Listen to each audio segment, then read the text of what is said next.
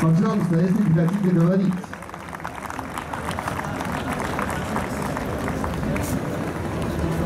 Ο μεταφραστής, παρακαλώ πολύ.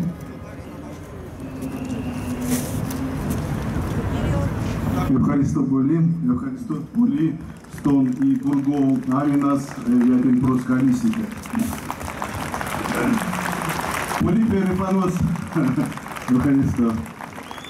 Πολύ περήφανος είμαι πάντα αν τα έρχομαι στην Ελλάδα. Πάντα αν τα έρχομαι στην Ελλάδα, έρχομαι με το ανοιχτό την καρδία.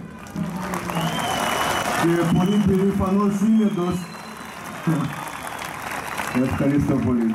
Και πολύ περήφανος είμαι μπορώ να στέκω σήμερα με εσάς όλοι μαζί, αδακές. Εσάς πολύ το στέκετε σήμερα εδώ και στέκετε σήμερα στο αυτό τραγικό ημέρα για τα μας.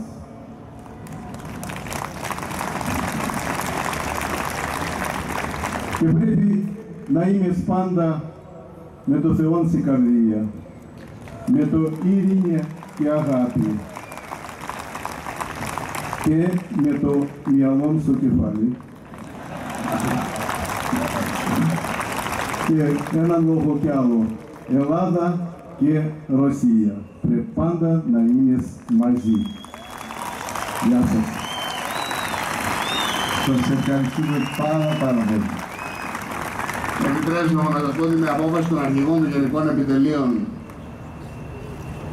αύριο ο κ. Ζαματικόπουλος θα λάβει το παράσημο τιμής και αξίας των ελληνικών ενόπλων δυνάμεων Α τάξεως.